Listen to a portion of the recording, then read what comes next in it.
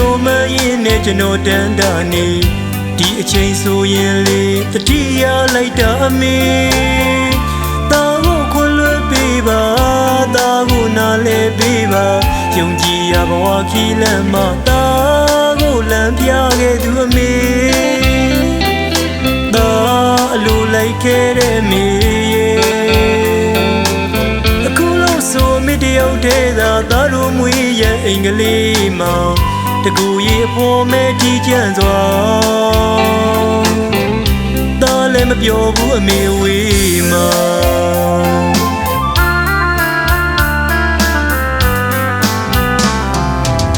မွေးရဲ့မြေမေအင်္ဂလိပ်စီမျိုးမရင်နဲ့ကျွန်တော်တန်တာနေဒီအချိန်ဆိုရင်လေတတိယလိုက်တာအမေတာကိုခွန်လွှတ်ပေးပါတာကိုနားလဲပေးပါယုံကြည်ရဘဝခီးလမ်းမှာတာကိုလမ်းပြခဲ့သူအမေတာအလိုလိုက်ခဲ့တဲ့မေအခုလို့ဆိုမိတယောက်တည်းသာသားတို့မွေးရဲ့အင်္ဂလိပ်မှာတကူရေဖို့မဲတီးကြံစွာတာလည်းမပြောဘူးအမေဝေးမှာအမေလွမ်းမြတ်ရင်မချွေပါနဲ့တာပြန်ခဲ့ပါမယ်တာဘဝဟာတကယ်ဘဝပေးဖြစ်ရဲ့မပြေဆုံးလွန်းနေသစိမ့်တွေရေကြမျက်နှာငယ်အောင်မြင်တဲ့နေ့တော့ရောက်လာမယ်အမေရှိတဲ့ခြေလက်ကအိမ်ငယ်အမေကျေးဇူးတွေကိုတကယ်တာကြီးဆက်ဖို့အရောက်ပြန်လာခဲ့မေ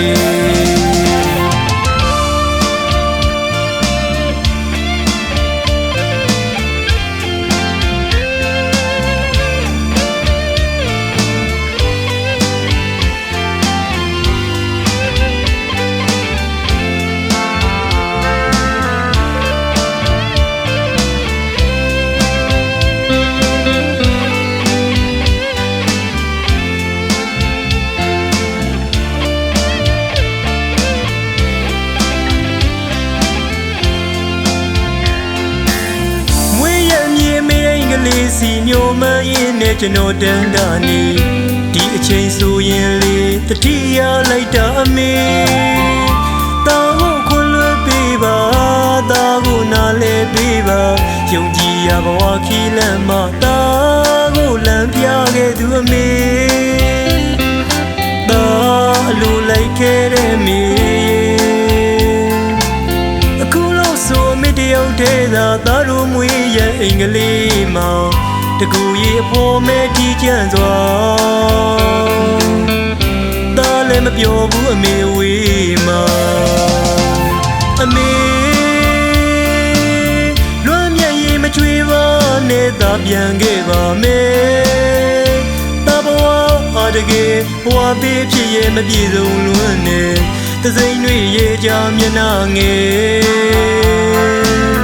အောင်မြင်တဲ့နေ့တော့ရောက်လာမယ်အမေရှိတဲ့ခြေလက်ကအိမ်ငယ်အမေကျေးဇူးတွေကိုတကယ်တာကြီးဆက်ဖို့အရောက်ပြန်လာခဲ့မယ်အမေလွမ်းမြတ်ရင်မချွေပါနဲ့တာပြန်ခဲ့ပါမယ်တာဘဝဟာတကယ်ဘဝပေးဖြစ်ရဲ့မပြေဆုံးလွန်းနေသစိမ့်တွေရေကြမျက်နှာငယ်အောင်မြင်တဲ့နေ့တော့ရောက်လာမယ်အမေရှိတဲ့ခြေလက်ကအိမ်ငယ်အမေကျေးဇူးတွေကိုတကယ်တာကြီးဆက်ဖို့အရောက်ပြန်လာခဲ့မယ်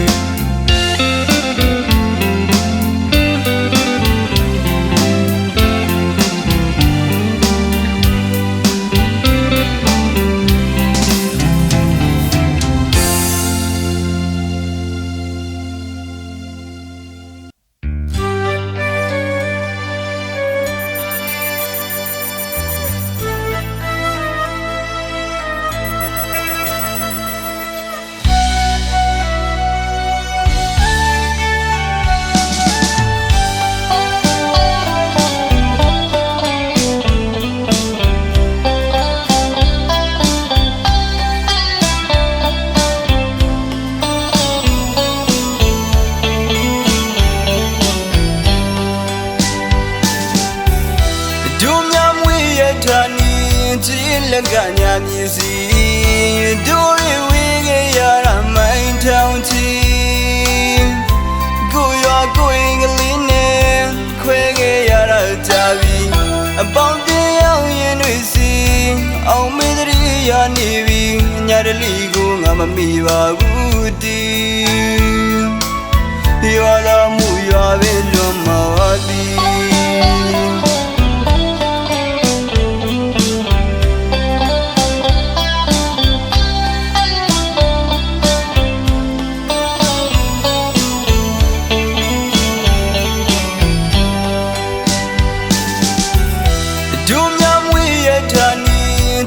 လက်ကညာမြည်စီတို့ရဝေးခဲ့ရတာမိုင်းထောင်ချီကိုရွာကိုရင်ကလေးနဲ့ခွဲခဲ့ရတာကြာပြီအပေါင်းတင်ရောက်ရင်တွေစီအောင်မေးတရီရနေပြီညတလီကိုငါမမိပါဘူးတီရွာလာမှုရွာပဲလွန်မှာပါတီမရောက်ကြလွန်နေတူရွာကလေးကိုပြန်လေသတိရတိုင်းရွာတတိရွာငွေသက်တွေရင်မချီအောင်တန်းတာမိနေအဝေးမောင်မပြောဘူးပြန်ကျင်နေတူရဲ့ရွာကလေး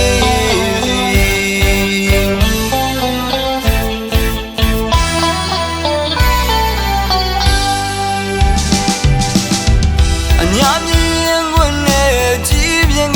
ရွာသားမှုပါအညာကိုလွမ်းတဲ့ကြောင်တွေကြပြားတွေလူတီစု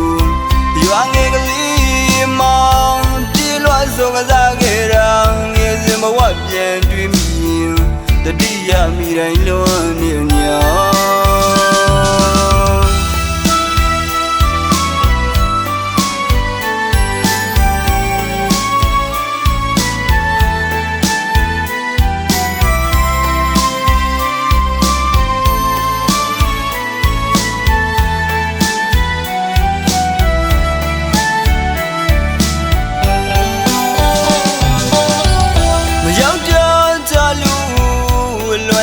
တူရွာကလေးကိုပြန်လေသတိရတိုင်းရွာတတိရွာငွေသက်တွေရင်မချီအောင်တန်းတာမိနေအဝေးမောင်မပြောဘူးပြန်ကျင်နေတူရဲ့ရွာကလေး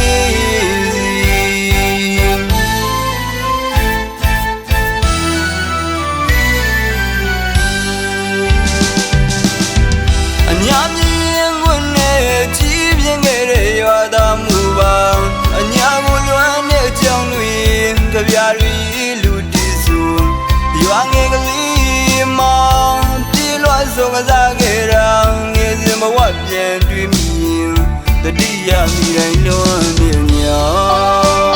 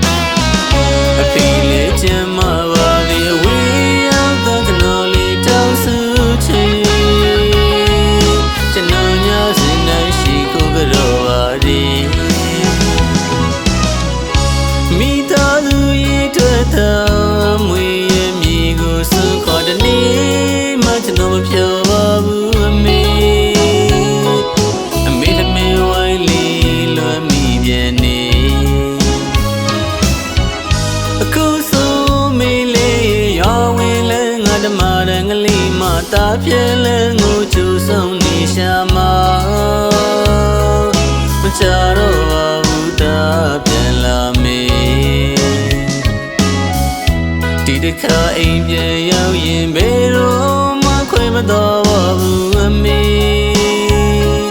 အဖေနဲ့မိနာတစ်လုံးနေမရစေ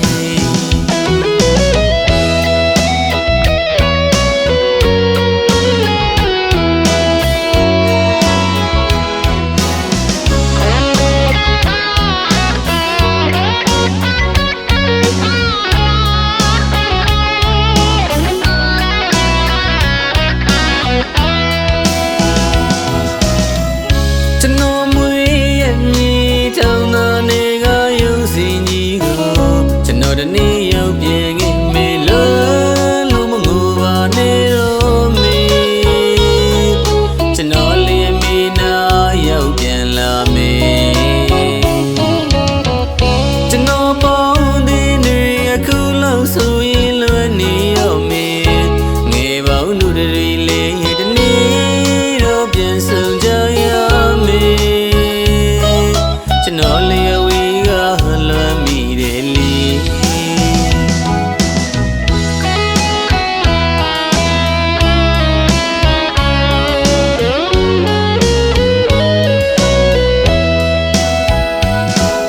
အဖေတင်ပြီးတဲ့ဘဝကို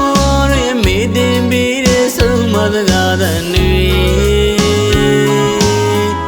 ရှင်တဲ့နှလုံးသွင်းလို့သာဝေးရောက်သောကျွန်တော်လီချိုးသာနေအဖေနဲ့မေနာတာပြန်လာမေရှင်မတော့ကမြေရီနဲ့ကျွန်တော်လီနေရမေကိုလွန်နေ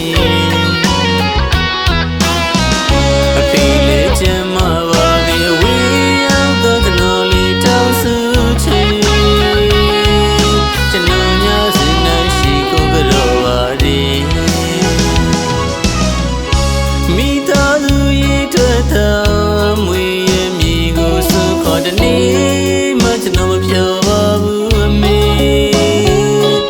သမီးဝိုင်းလေးလွန်မိပြန်နေအခုဆိုမေလေးရောင်းဝင်လဲငါတမရငလေးမတာပြဲလဲငိုချူဆုံးနေရှာမှာမချတော့ပါဘူးတာပြန်လာမေတခါအိမ်ပြန်ရောက်ရင်ဘယ်တော့မှခွဲမတော်ဘူးအမေအဖေနဲ့မိနာတစ်လုံးနေမရစေ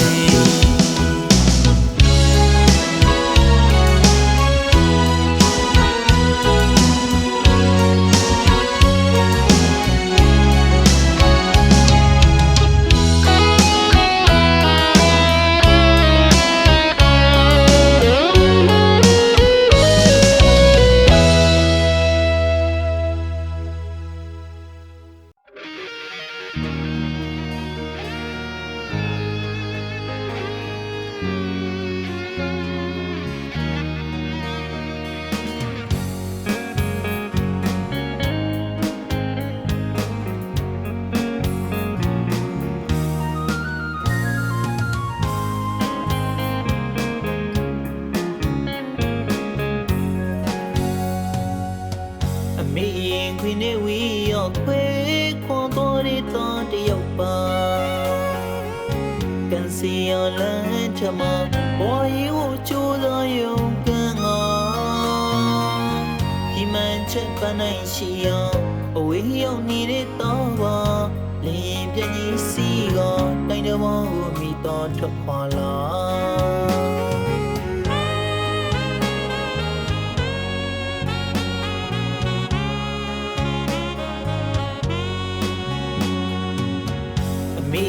ခွေနေဝီရောက်ခွေခေါ်တော်နေတော်တယောက်ပါကန်စီရလန်ချမဝါရီကိုကြိုးစားရုံကငါဒီမှန်ချက်ပန်းနိုင်ရှိအောင်အဝေးရောက်နေတဲ့တော့ပါဒီပြန်ကြီးစီကတိုင်းတော်ကိုမိတော်ထွက်ပါလာပြောရအောင်စံထားလို့သာတော်ရလွင်ခဲ့ရတဲ့ဘဝသမားလေးပါဗျာဘာသာမတူမိချရဲ့မှာချီရတဲ့တငယ်ချင်းများနဲ့မြမပြည်စီချီအောင်နေညို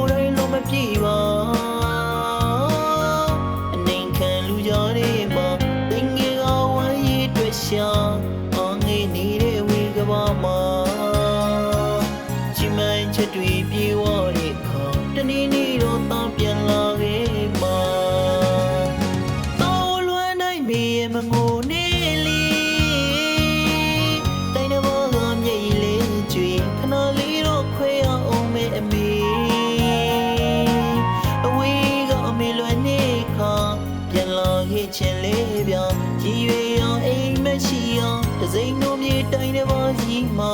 မဖြေသာရင်နေကနာအလွန်တဲ့ငါကလေးပမာအဝေးကအမေခွင့်လွတ်ပါတိုင်းတဲ့ဘာရောက်ချစ်တဲ့အမိသားပါ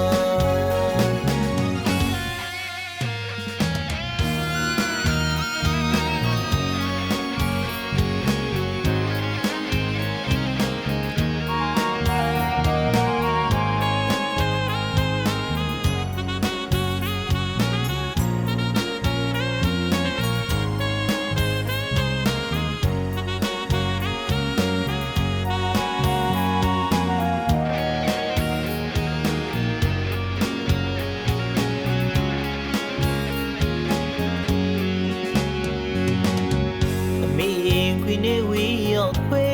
ခေါ်ပေါ်နေတာတယောက်ပါကန်စီရလန်ချမဝါရီကိုချိုးသောယုံကငါဒီမှန်ချက်ပန်းနိုင်ရှိအောင်အဝီရောက်နေတဲ့တော့ပါဒီပြင်းကြီးစီကတိုင်းတော်ကိုမိတော်ထွက်ပါလားပြောရအောင်စံထားလို့တော့တော်ရအောင်လွင်ခဲ့ရတဲ့ဘဝသမားလေးပါဗျာ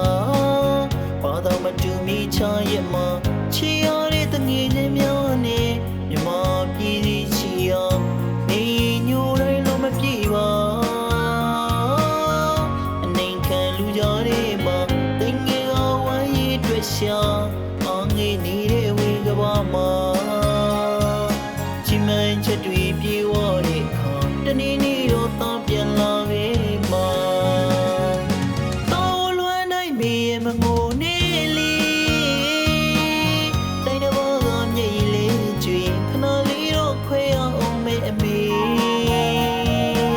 အဝေးကအမေလွမ်းနေခါပြန်လာခဲ့ခြင်းလေးပြရည်ရွယ်အောင်အိမ်မရှိအောင်တစိမ့်တို့မြေတိုင်းတော်ကြီးမှာမဖြေသာရင်နေကနာလွန်တဲ့ငါကလေးပမာအဝေးကအမေခွင့်လွတ်ပါတိုင်းတော်ရောက်ချစ်တဲ့အမိသားပါ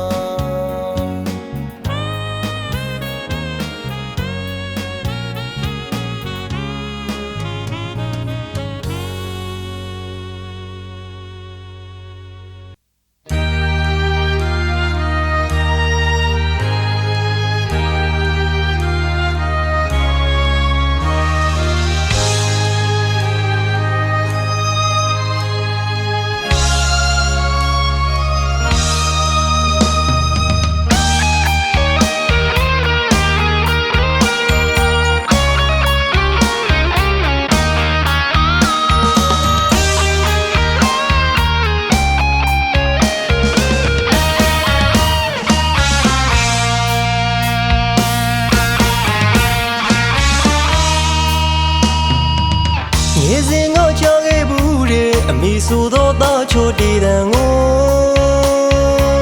တောင်းညလိုက်လွန်နေမိတယ်မကြခင်သားတယောက်ပြန်လာမေရှောင်းလန်းနေတဲ့ဘဝလမ်းကျမ်းမောအမိဖြစ်စီတဲ့ဆန္ဒပြည့်ချိန်အောင်မြင်မှုများနဲ့တူအမေစီပြန်ခဲ့မေဂုံယူကြည်နဲ့ချင်းနဲ့သားကိုကြိုးဆောင်နေ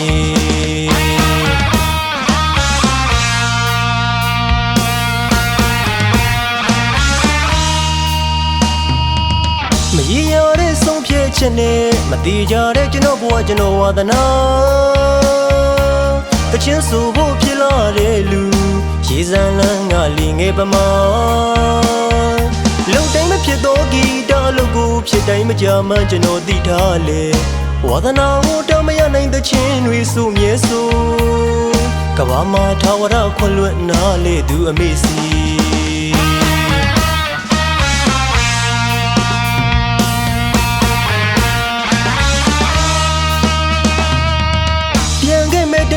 သားတကယ်အောင်မြင်ရမယ်အမေအပြုံးများနဲ့သားကိုဂျူနေနဲ့နော်အမေသိချစ်တဲ့သားလီအမေစီကိုပြန်လာခဲ့မည်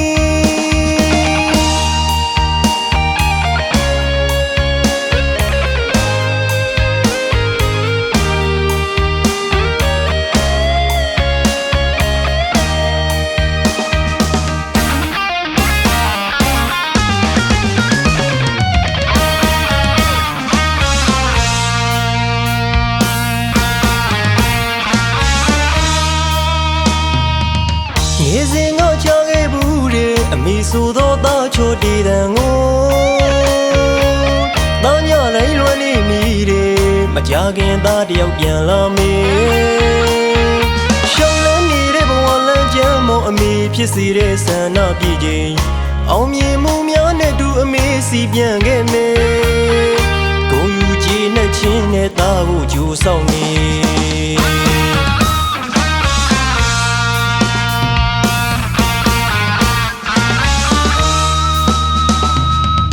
မရရတဲ့ဆုံးဖြတ်ချက်နဲ့မတိကြတဲ့ကျွန်တော်ဘဝကျွန်တော်ဝါသနာတချင်းဆိုဖို့ဖြစ်လာတဲ့လူရေစံလန်းကလီငယ်ပမာလုံတိုင်းမဖြစ်တော့ဂီတာလို့ကိုဖြစ်တိုင်းမကြမှန်းကျွန်တော်သိထားလေဝါသနာကိုတော့မရနိုင်တဲ့ချင်းတွေဆိုမြဲဆိုကဘာမှာထာဝရခွင့်လွတ်နာလေသူအမေစီ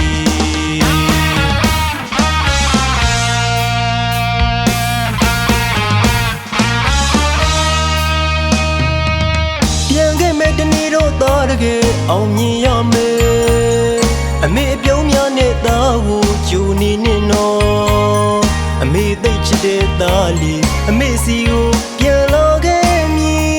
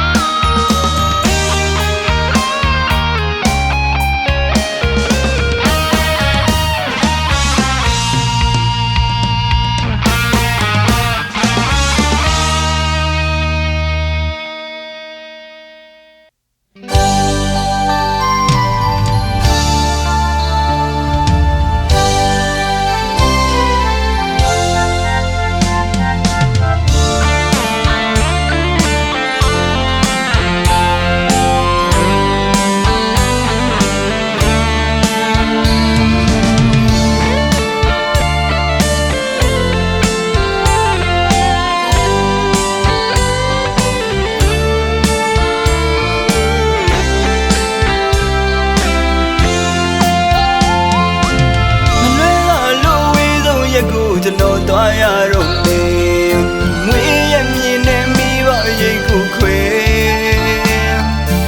အပြုံးတွေနဲ့နှုတ်ဆက်စကားဆိုသူမိမေလေခွေညဝန်းအိမ်နဲ့မျက်ရည်စားရင်းနေအဖေနဲ့မိကိုကြည့်ရင်မျက်ရည်မခံရှင်မဆိုနေခံစားခဲ့ရတယ်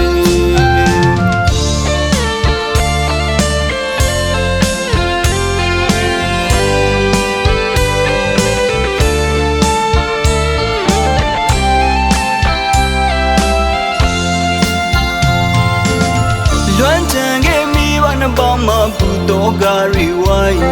ဘဝရဲ့နာကဟိုဝေးရောက်ချိန်မှာဘလောက်တောင်များတဲ့တရားလိမ့်မလဲမြင်တွေ့မိပါရဲ့ကျွန်တော်လည်းအတူပဲဖေးနေမိလို့ပါအချိန်တိုင်းစိတ်မှတမ်းတလွန်တွေပူရှင်မမတရားပုံရိပ်များနေ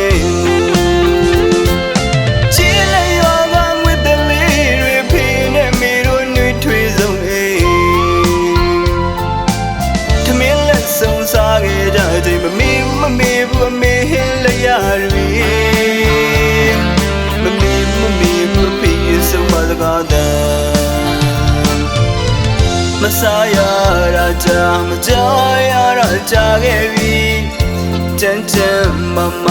ရှိနေပြီပါဖေးနဲ့မင်းဆောင်နေပြီပါဖေးနဲ့မင်းပြန်လာခဲ့မေတနီနီတစ်ချိန်ချင်းတိုင်းတစ်ပါးကနေအဖေနဲ့မိကိုရှိခိုးကြတော့ရပြီ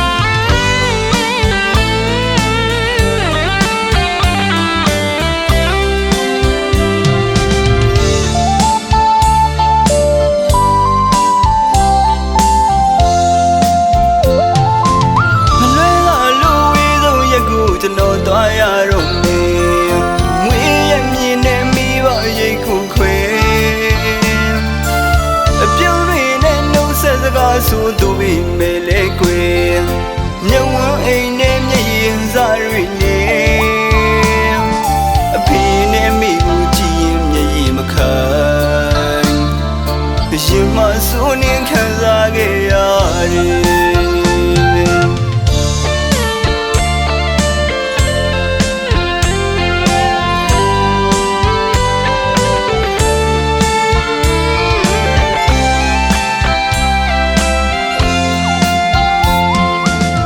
လွမ်းချန်ခဲ့မိဘနှစ်ပေါင်းမှာဘူတော်ကားရီဝိုင်းဘဝရဲ့နာဂတ်ဟိုဝေးရောက်ချိန်မှာ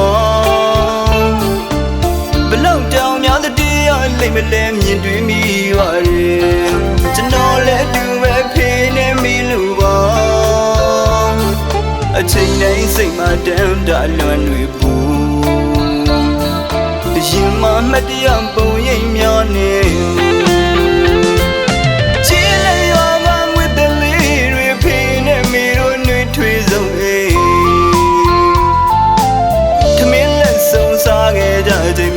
မမေဘူးအမေဟင်းလိုက်ရပြီ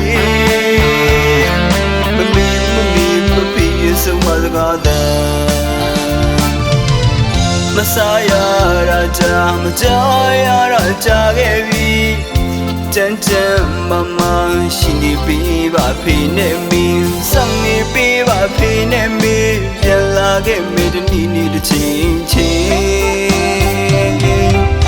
တိုင်းတစ်ပါးကနေအဖေနဲ့မိကိုရှိခုကြောပြရပြီ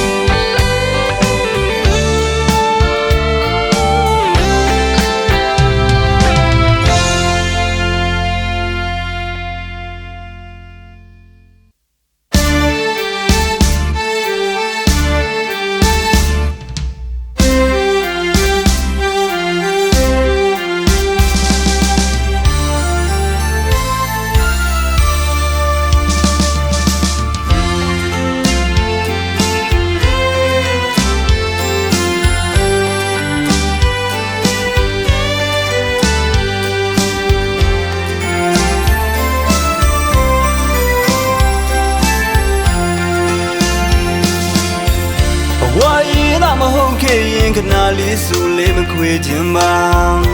လေကွန်းစိမ့်စိမ့်နှွေကြမှာနေသားကြခဲ့တော့တော်သားလေးကျွန်တော်ပါ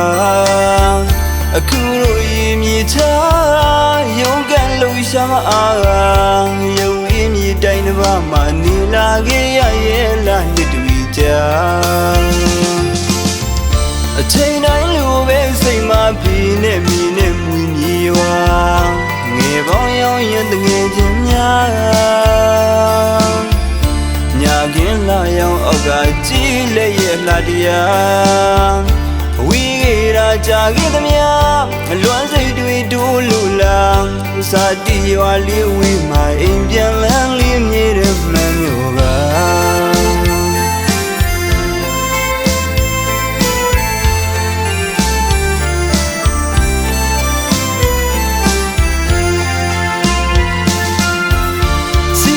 မောင်ဟင်းနဲ့တမင်မငယ်တော့တာအကောင်းစားလူပြောကြတဲ့ဟင်းလျာတွေရဲ့တာအမေလက်ရလေးပဲလွမ်းနေချိန်တိုင်းမှာဘဝရူတငယ်ချင်းပုံဖို့တွေရဲ့တာနေသားကြဖို့မလွယ်ပါလုံနာချိန်တိုင်းအိမ်ကိုပဲလွမ်းတာဘသူကိုငါရင်ပွင့်ရမလဲခုပဲတည်တယ်မြမပြည်မူသားအောက်ကဖေးနဲ့မိရဲ့အိမ်လေးကိုလွမ်းနေအစမပြေတာတွေသိမ်းများတော့လေရေကြီးရမှနေရအောင်မေလီရင်တန်ကြတယ်လွမ်းနေ ချိန်မတန်သေးတော့အိမ်ပြန်မှုရေးမလွယ်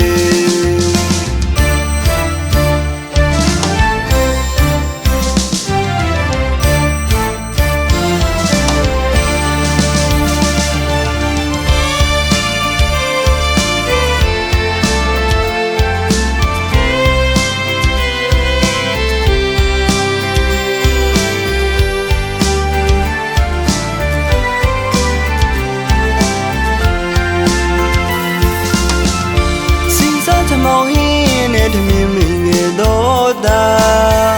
အကောင်းစားလို့ပြောကြတဲ့ဟင်းလျာတွေရဲ့တာအမေလက်ရလေးပဲလွမ်းနေချိန်တိုင်းမှာဘဝရူတငယ်ချင်းပေါင်းဖို့တွေရဲ့တာနေသားကြဖို့မလွယ်ပါလုံနာချိန်တိုင်းအိမ်ကိုပဲလွမ်းနာဘသူကိုငါရင်ပွင့်ရမလဲခုပဲတည်တယ်မြမပြည်မူသာအောက်ကဖေးနဲ့မေရဲ့အိမ်လေးကိုလွမ်းနေအစမပြေတာတွေသိမ်းများတော့လေရေကြီးရမနေရအောင်မေလေးရန်တန်ကြတယ်လွမ်းနေချိန်မတန်သေးတော့အိမ်ပြန်မှုရေးမလွယ်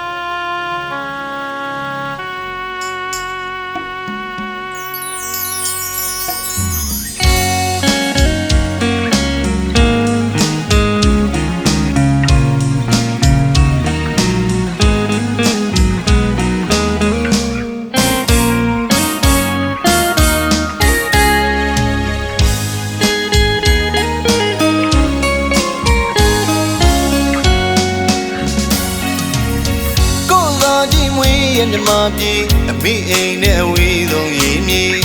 တိုင်းတော်မာလေးမပြောပေမဲ့လေတော်ရဘွားလေးဖြတ်ကျော်နေမြမပြည်ကိုလေလွမ်းနေအမိအိမ်ကိုလေလွမ်းနေဖြစ်တဲ့မောင်နှမမိတ်ဆွေတွေတနေ့မှမမေ့ပါဘူးလေမျောရီမှန်းစာရင်မြေချာကတန်တမ်းမြေဝေ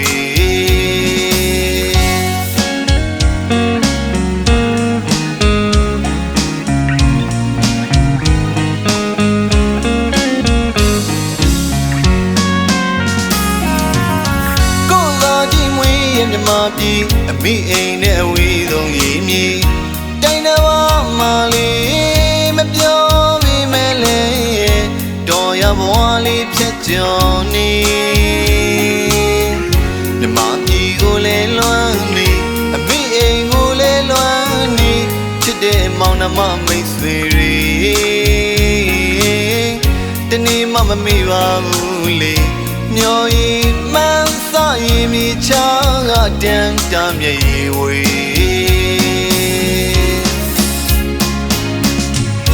အောင်မြင်အောင်လေးကြိုးစားပြီးပြန်ခဲ့ပါမလေးဂျူနေပါမေတမ်းမရေးလေကူဆိုင်ပါမေမေရီမန်းချက်ရဲ့ချက်တွေပြည့်တဲ့နေ့မှာပြန်ဆုံမယ်အမေအခုချိန်တော့အတင်းထားစိတ်မပူပါနဲ့အမေအိမ်နဲ့မွေးရမြေတွေးလေတိုင်းဆွေးစိတ်မပြေအောင်မြင်အောင်ကြိုးစားပြီးလေရီမြေချာကပြီးပြန်ခဲ့မယ်အမေ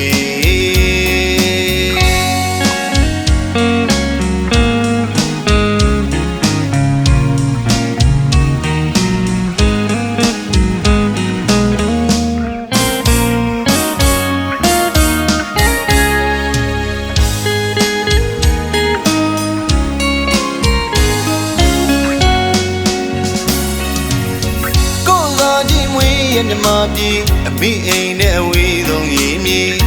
တိုင်းတော်မာလေးမပြောပေမဲ့လေ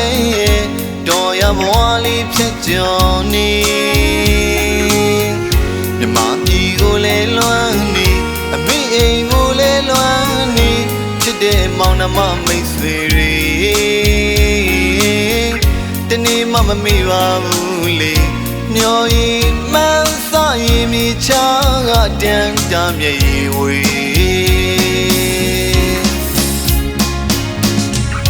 အောင်မြင်အောင်လေးကြိုးစားပြီးပြန်ခဲ့ပါမလေးဂျူနေပါမေတမ်းမရေးလေကူဆိုင်ပါမေမေရီမန်းချက်ရဲ့ချက်တွေပြည့်တဲ့နေ့မှာပြန်ဆုံမယ်အမေအခုချိန်တော့အတင်းထားစိတ်မပူပါနဲ့အမေအိမ်နဲ့မွေးရမြေတွေးလေတိုင်းဆွေးစိတ်မပြေအောင်မြင်အောင်ကြိုးစားပြီးလေရီမြေချာကပြီးပြန်ခဲ့မယ်အမေ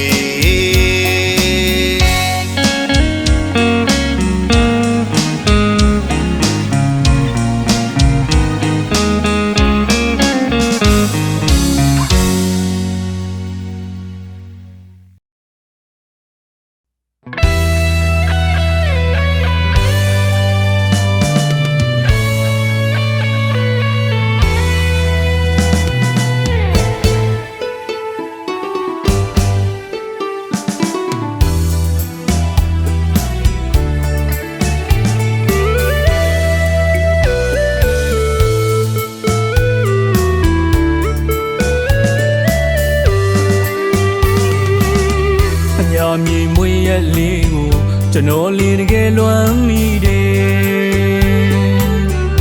ပြင်ဝတနောင်းနဲ့ကိုရော်ရွယ်ဝါကြွေလွင်ခဲ့ပြီအဝေးရောက်နေသူဖို့မာဒီအလွမ်းဒီတွေဆိုကားလီလီမွေးရမြေအညာမြေကြီးလက်လေးကိုမြင်အောင်ကကျွန်တော်တကယ်လွမ်းမိသည်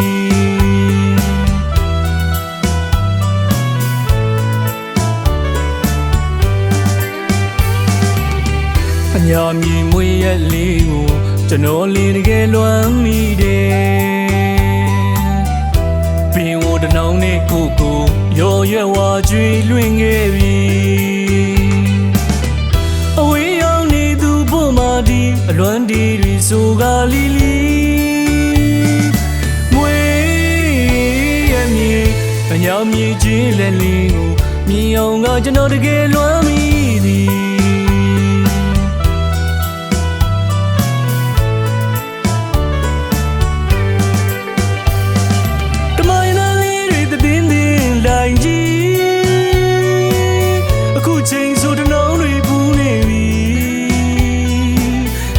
ပေါင်းနေတဲ့ငယ်ချင်းရောက်ရင်တတိယနေပါသည်အဝေးအစီမကျွန်တော်တကယ်လွမ်းပါသည်မွေးရဲ့မြေအညာမြည်ကြီးလက်လေးကိုမြင်အောင်ကကျွန်တော်လွမ်းမိသည်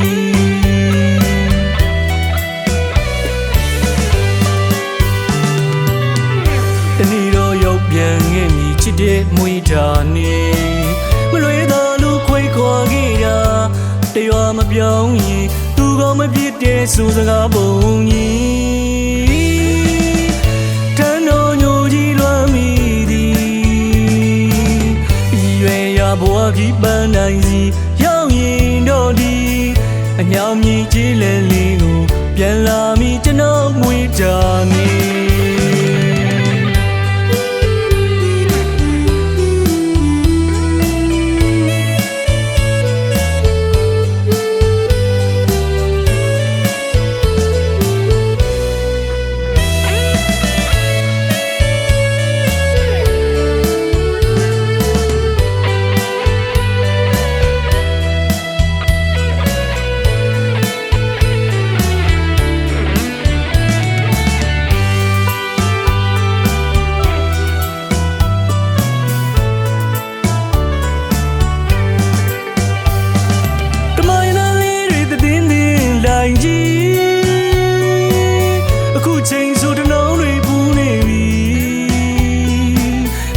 ပေါင်းနေတဲ့ငယ်ချင်းရောက်ရင်တတိယနေပါသည်အဝေးအစီမကျွန်တော်တကယ်လွမ်းပါသည်မွေးရဲ့မြေအညာမြည်ကြီးလက်လေးကိုမြင်အောင်ကကျွန်တော်လွမ်းမိသည်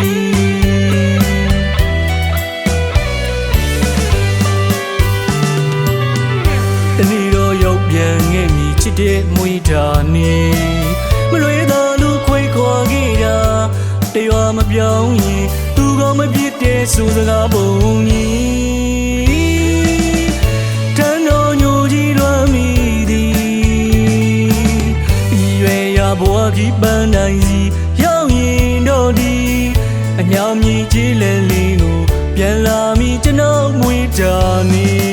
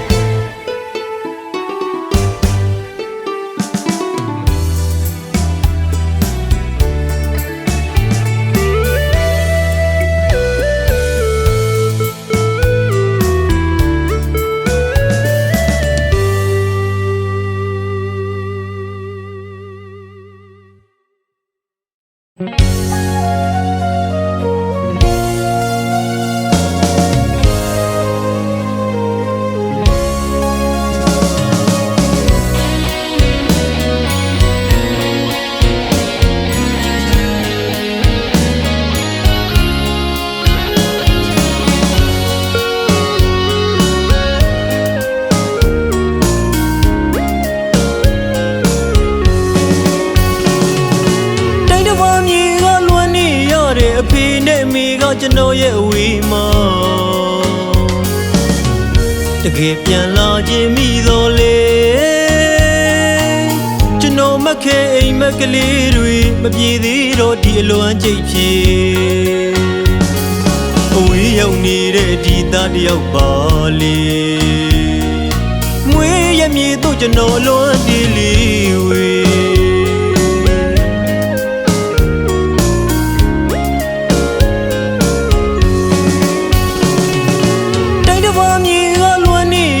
အဖေ နဲ့မိကကျွန်တော်ရဲ့အဝေးမှာ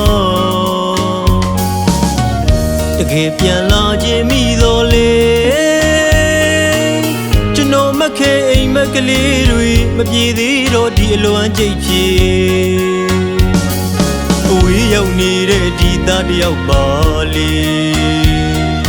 မွေးရမြေတို့ကျွန်တော်လွမ်းတီးလီဝေ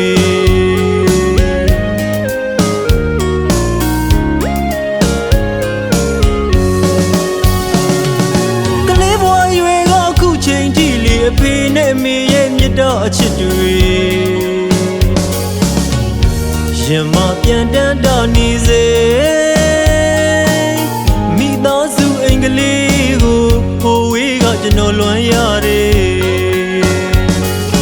ချစ်တဲ့အဖေနဲ့မွေးသမီးခင်အမေညစဉ်ညတိုင်းရှိခိုးကြောနေ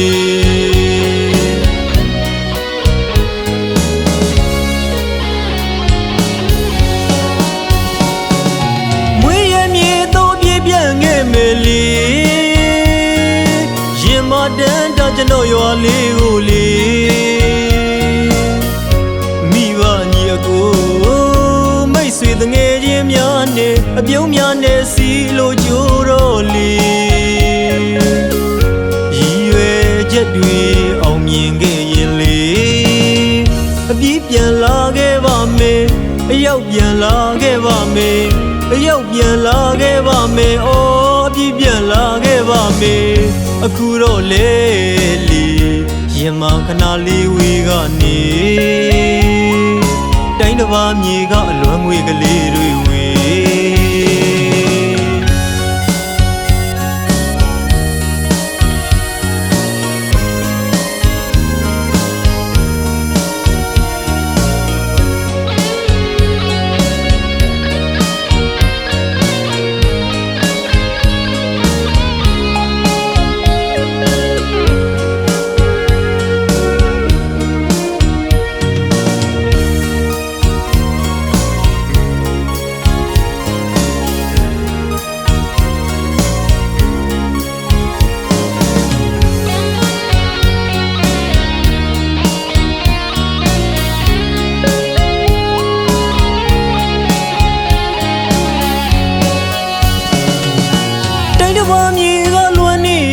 အဖေနဲ့မိကကျွန်တော်ရဲ့အဝေးမှာတကယ်ပြန်လာခြင်းမိတော့လေကျွန်တော်မခဲအိမ်မက်ကလေးတွေမပြေသေးတော့ဒီအလွမ်းကြိတ်ပြေအဝေးရောက်နေတဲ့ဒီသားတယောက်ပါလေမွေးရမြေတို့ကျွန်တော်လွမ်းတီးလီဝေ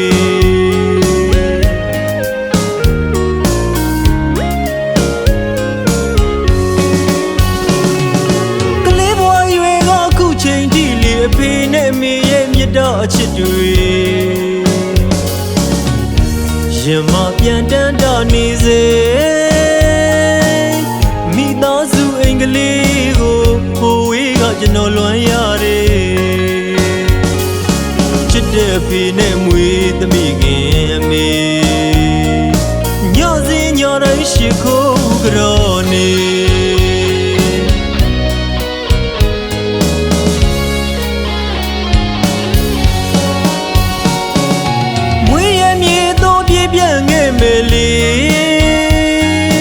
ရင်မတန်းတာကျွန်တော်ရွာလေးကိုလေမိဘညီအကိုမိတ်ဆွေတငယ်ချင်းများနဲ့အပြုံးများနဲ့စီလိုကြိုးတော့လေရည်ရွယ်ချက်တွေအောင်မြင်ခဲ့ရင်လေအပြည့်ပြန်လာခဲ့ပါမယ်အရောက်ပြန်လာခဲ့ပါမယ်အရောက်ပြန်လာခဲ့ပါမယ်အော်အပြည့်ပြန်လာခဲ့ပါမယ်အခုတော့လေလီရင်မခဏလေးဝေးကနေတိုင်းတစ်ပါးမြေကအလွမ်းငွေကလေးတွေဝေ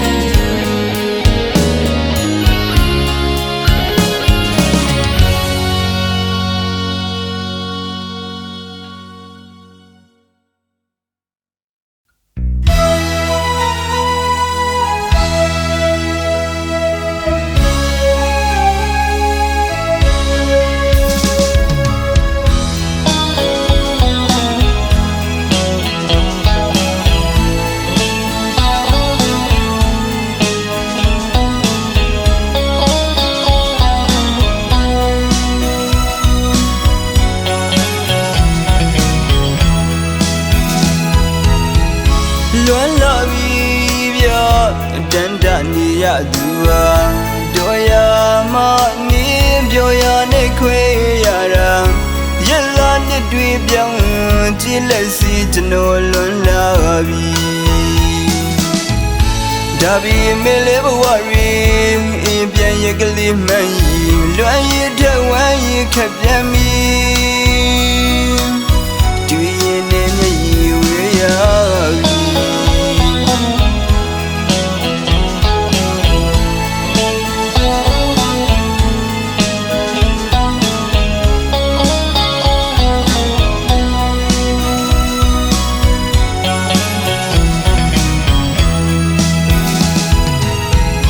လွမ်းလာပြီဗျာတန်တနေရသူဟာတို့ရမနေပြောရနဲ့ခွေရတာရလာနှစ်တွေပြောင်းကြည့်လက်စီကျွန်တော်လွန်လာပြီဒါပေမဲ့လေဘဝရီအင်းပြန်ရကလေးမှန်ရင်လွမ်းရတဲ့ဝမ်းရခက်ပြန်ပြီတွေ့ရင်နဲ့မျက်ရည်ဝေးရ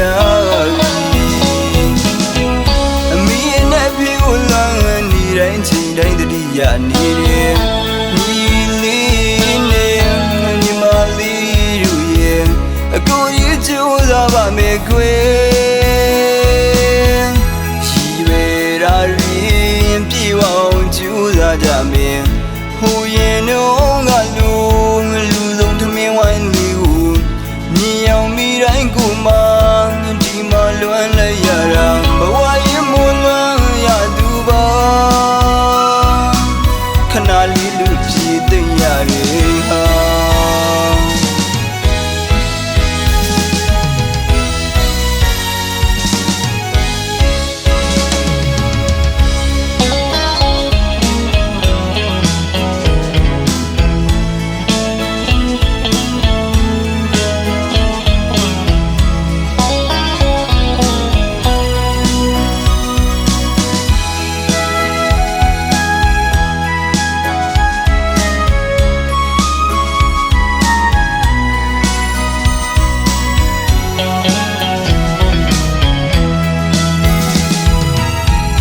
လွမ်းလာပြီဗျာတန်တနေရသူဟာတို့ရမနေပြောရနဲ့ခွေရတာရလာနှစ်တွေပြောင်းကြည့်လက်စီကျွန်တော်လွန်လာပြီဒါပေမဲ့လေဘဝရီအင်းပြန်ရကလေးမှန်ရင်လွမ်းရတဲ့ဝမ်းရခက်ပြန်ပြီတွေ့ရင်နဲ့မျက်ရည်ဝေးရ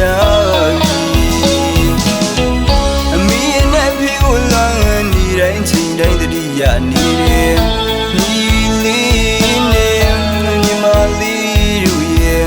အကိုကြီးကြိုးစားပါမယ်ကွယ်ရှိပဲရာရင်ပြေအောင်ကြိုးစားကြမယ်ဟိုရင်တော့ငါလူဆုံးထမင်းဝိုင်းလေးကို